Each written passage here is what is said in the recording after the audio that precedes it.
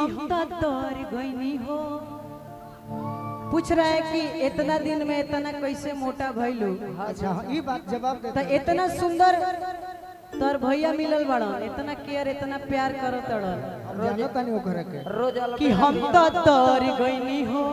उ त लइकन के प्रेम करले तू त लइकी हो। उ तोरो के कब प्रेम कैले रहन, तू काहे भुला तड़ रोज अलबेरा कि हम तो दौड़ गईनी हो।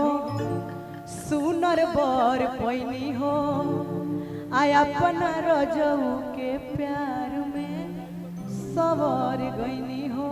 अच्छा कि एक खुशी रहे लगवा आ गोलू पियवा दुलारे आय हरे गोलू पियवा दुलारे आय हरे गोलू पियवा दुलारे गोलू पियवा दुलारे आय हरे गोलू पियवा दुलारे। हम तो तोर गईनी हो सुनर कर गईनी हो। हम तो तोर गईनी हो सुनर कर गईनी हो।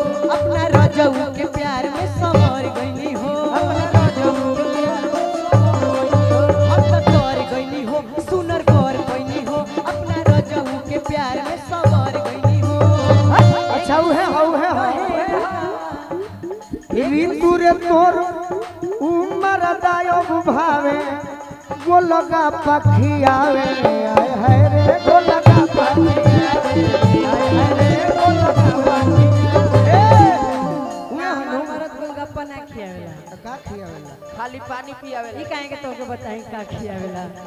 इतना जानला कि जौन खियावेला तौन ठीक ठाक खाली खियावेला। खट्टा पानी हमर पियवा दुलारे आय हाय रे हमर पियवा दुलारे आय हाय रे हमर पियवा दुलारे आय हाय रे हमर पियवा दुलारे।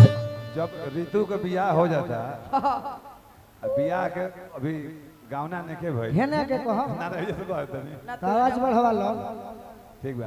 जब गावना नेके भई जब इनकर गोलू देवर इनका के यहाँ फगुआ लेके जाता रे इनकर दूधू को बहन के देखता रे तो का कहता रे गोलू का हो अरे तो हमारा तो भैया के दूधू गो साली हमारा तो भैया के दूधू गो साली एगो गोर बिया एगो बिया काली काली ये भौजी हम कौना में डाली ए भौजी हम कौना में डाली ए भौजी हम कौना में डाली। दूधू गो साली हमारा तो भैया के दूधू गो साली एगो गोर बिया एगो बिया काली काली कि एरी तू हम कौना में डाली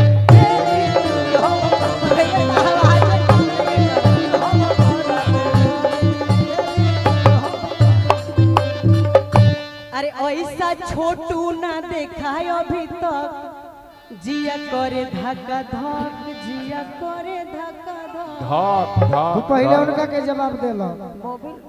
अरे कौनो के एगो गोड़ी कौनो के दूगो कौनो के एगो गोड़ी कौनो के दूगो छोटू के एगो ना चले टप टप जिया करे धक्का धक जिया करे धक्का धक। अरे ऐसा छोटू ना देखा अभी तक जिया करे धक्का धक जिया करे धक्का धक।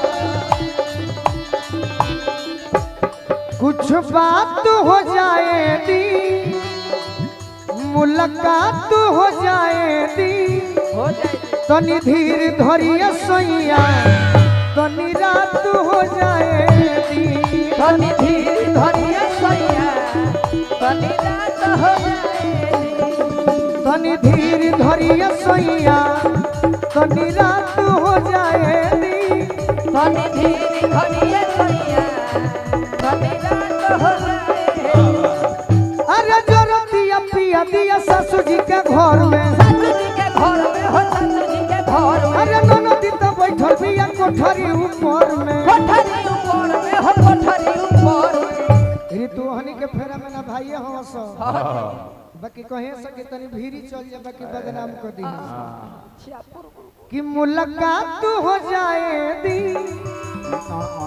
अरे प्रेम के शुरुआत हो जाएगी तनी धीर धरिया सैया कुछ रात हो जाएगी तनी धीरे धरिए सैया कुछ रात हो जाए तनी धीरे धरिए सैया कुछ रात हो जाए तनी धीरे धरिए सैया कुछ रात हो जाए तनी धीरे धरिए सैया कुछ रात हो जाए।